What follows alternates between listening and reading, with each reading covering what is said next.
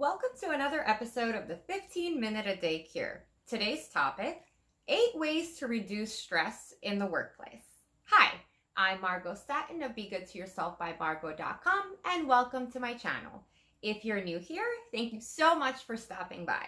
So let's jump into today's lesson. So 8 ways to reduce stress in the workplace. Okay guys, let's keep it real where most of us are stressed at work. Stress at work is probably one of the most common things that we endure. And, stress comes from a variety of different places. You possibly don't like the job that you're doing. Maybe you don't like your colleagues. Maybe you don't like your boss. Maybe you're making too little money. Maybe there are too many expectations.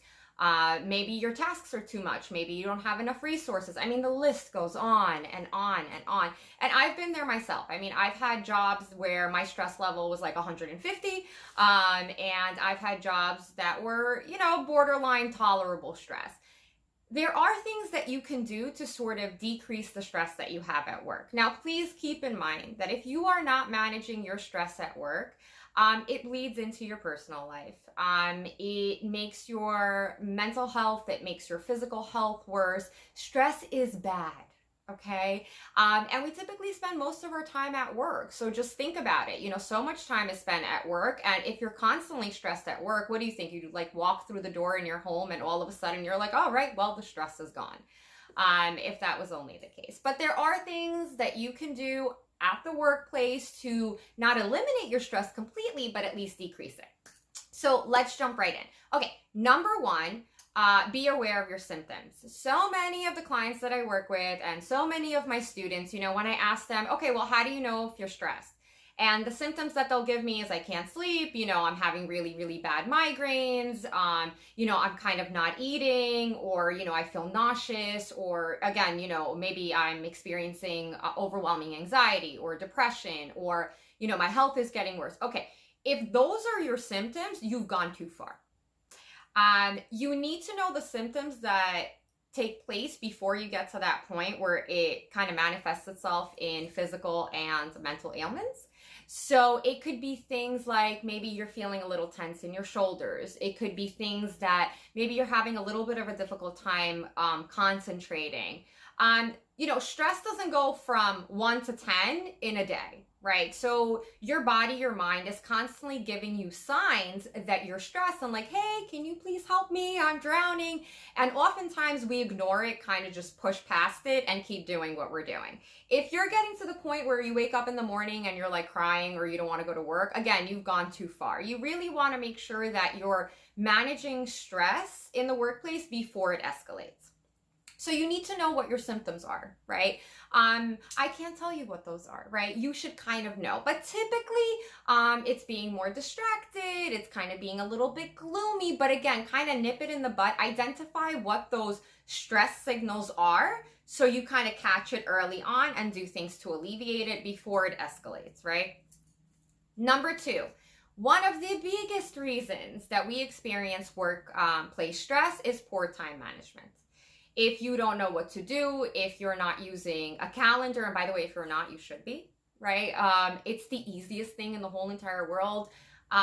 Use an Outlook calendar, use a Google calendar. You should come into work every single day, Monday through Friday, knowing exactly what you're supposed to accomplish throughout the day. You need to have good time management. If you're kind of all over the place and crazy and you're like, oh my God, I forgot I had a meeting at 10 and maybe I had a meeting at 1 and there's a project deadline, naturally, you're going to be more overwhelmed. You're going to be stressed. So having time management, organizing your time, making sure that you're using some type of calendar to input your tasks, it takes the thinking out of it. It takes the stress out of it. You come in, I walk into my workspace, the first thing I do is review my calendar for the day. Literally, before checking emails, before checking voicemails, before returning emails, returning calls, before even doing anything, I grab my cup of coffee and I review my agenda for the day, right? Surprises might still happen, but at least 90% of your day is organized.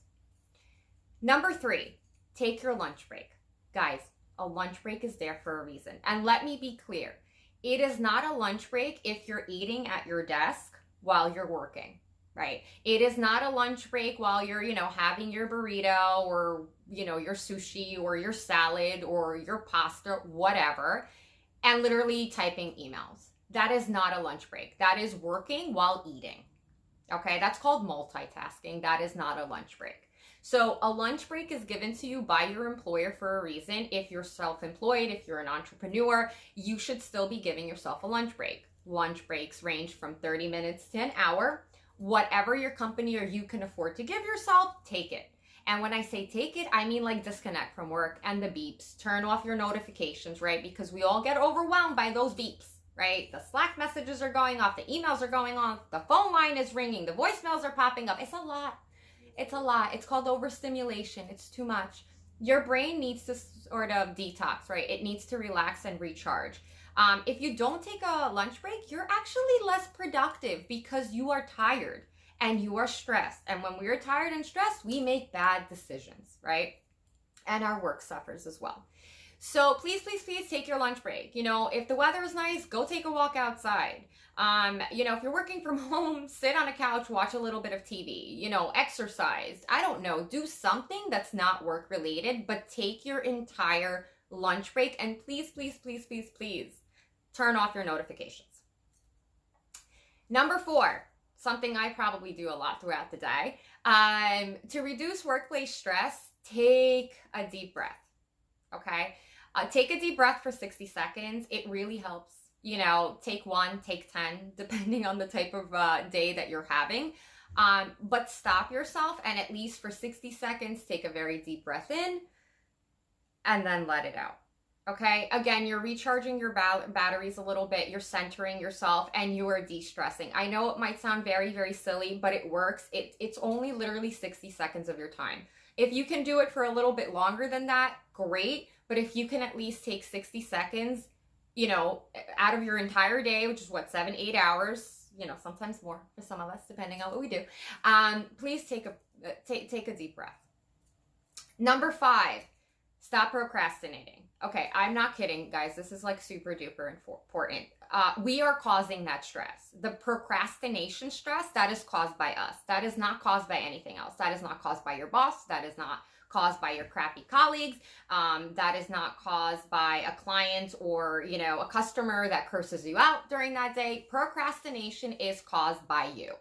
Okay? And I get it. We've been there. We procrastinate because we don't know how to do something, or we're dragging our feet because maybe we have to make a call that we don't want to make because it's not positive. Procrastination adds more stress. The longer you delay doing something, the more stress you're going to have. Here's the solution. All right, here's my tip. Whatever you're procrastinating, do it first. I'm not even joking. Like, guys, get it out of the way. Just take care of it, forget about it. And you just literally eliminated at least 50% of your stress. Awesome.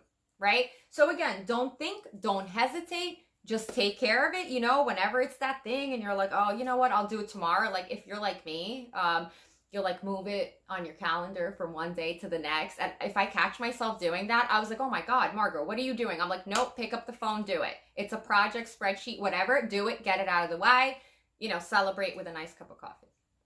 So stop procrastinating. Number 6, set boundaries. Oftentimes in the workplace, we take on too much, or we spend a lot of time kind of dilly-dallying on tasks that are not sort of relevant or are not important or sort of are not a priority, but they're kind of time killers, right? So you need to set boundaries. You have a role that you do in the workspace. And again, I've been in situations where my direct supervisor kind of threw additional work my way. And I've been in the situation where, again, I want to either get promoted or I want to show my dedication to the mission of the company or to my supervisor. So I'll be like, yes, sure. Well, what happens if you turn into the yes man or woman is that more work naturally is going to be piled on your plate. You are one person, you are not a robot, and there are only so many hours in a day. There is nothing wrong with setting professional boundaries. There is nothing wrong with telling your supervisor that you have a lot on your plate. You can even go over what you're currently working on, and that you're not able to take on a particular task. Or maybe a supervisor approaches you and says, okay, well, the deadline for this is, tomorrow at 12 p.m. Well, maybe it's not realistic. Again, you don't turn around and just say no, right? But at the same time, you explain to your direct supervisor why maybe there could be an extension on the deadline, or maybe, this is what you currently have going on. And your supervisor might say, look, I completely understand. Why don't you take, 40% of this work and kind of push it to next week or whatever. That's something that you can work out with them. But don't turn into a yes person. Yes people get ambushed with more work. That's just kind of how the psyche works. It's going to happen. So please set boundaries. And not only should you set boundaries when it comes to a direct supervisor kind of asking you to do tasks that are unrealistic, but also your colleagues that maybe stop by your cubicle or your office and want to kind of chit chat. Again, you can politely say like, hey, I totally want to hear what happened to you this weekend, but I'm working on a big project right now. Can we maybe connect after work or at a later time? Or maybe even during your lunch break. The other thing, when sometimes colleagues ask for help. I don't know about you guys, but I'm kind of always very eager and able to kind of help and train and teach. It's kind of the instructor and the professor in me. But at the same time, do that only if your work is being done within the hours of 9 to 5 or whatever your schedule is. So setting boundaries is not offensive. Setting boundaries is not cruel, as long as it's done in a professional manner, but it should be done. Same thing for setting boundaries, work-life balance. Don't be answering emails at 8 p.m. or on the weekend if that's not part of your scheduled work time. Okay, but I have a video for that. I'll leave a link down below. Okay, number 7. Oh, if you're enjoying my content, please hit the like button and don't forget to subscribe. Number 7, work-life balance. Okay, so it kind of goes hand in hand with setting boundaries. Work is work, life is life. You're stressed at work. If you are continuing to work when you come home, or if you're continuing to stress and complain about work or answer emails or phone calls or not turning off your notification, your workplace stress has now bled into your home life. So let me ask you, when are you de-stressing? When are you relaxing? Because if your workplace stress has now, kind of followed you home, so now you have work stress, home stress, so chances are, this is a crazy guess, you're probably experiencing a lot of anxiety and having a really, really hard time falling asleep or staying asleep. Work-life balance. Your hours are between this and this. Again, maybe emergencies happen. Again, for entrepreneurs, it's a little bit different, but at the same time, you should still have work-life balance. It might just not look like the typical 9 to 5. But work is work, home is home. When you walk into your home, the stress of the day, kind of leave it on the doormat, right? And then you're able to kind of give your body and your mind time to relax, time to recuperate, recharge, and then be able to tackle the next day. But please, please, please do not bring your workplace stress into your home place stress, okay? And then finally, number 8, take a day off. A lot of people I work with are like, yeah, I'll take a day off maybe 3 months from now, maybe 2 weeks from now. Oh, maybe when this meeting is canceled. Oh, I don't know. I just have so much on my plate right now. And yeah, I know I have to do it, but I just can't right now. Okay, take a day off. And I mean like commit to a day off. If you are extremely stressed and overwhelmed, if you especially have gotten to that point where you can't think straight, you can't focus, you can't concentrate, maybe you're snapping at your family, your kids, your dog, you're very, very short-tempered, maybe you're jittery. When I get to like the extreme level of stress, just in general, my eye starts to twitch. And I'm kind of like, okay, I'm taking it a little too far. Take a day off. Take a day off, relax, don't think about work, go to the park, do something fun with your kids, I don't know, hang out with a friend, go get a cup of coffee, whatever. It doesn't matter. Take a day off and disconnect from work, okay? This will substantially prevent burnout. Okay, so I I do have a bonus tip too. So those are kind of the 8 ways to reduce stress in the workplace. Again, my recommendation is, short of taking a day off, this is something that we should practice daily. I do it. My life has gotten substantially better because of it, and I'm super grateful. So it does work and it is effective. But a bonus tip is, if you have done all of this, and if you are truly unhappy in the workspace, if it has become so debilitating that, again, it's causing you to be really, really upset, maybe it's causing depression, it's causing you to cry, it's really impacting your quality of life, maybe you should consider quitting. And, again, quitting doesn't mean like you just walk into your boss's office the following day and you're like, I quit. Again, folks have done it. If you're a planner like me, you might want to post your job on Indeed. You might want to interview. You might want to maybe secure another job before you quit, because again, financial stability is so important. We have families and mouths to feed. But quitting might be the only alternative, because what I've noticed oftentimes is stress in the workplace kind of gets worse. It typically doesn't get better. So especially if you find yourself in a very toxic environment with toxic colleagues and supervisors, you cannot change the organization. So if you can't change them, you have to change something about your circumstances. And unfortunately, sometimes that means leaving the job.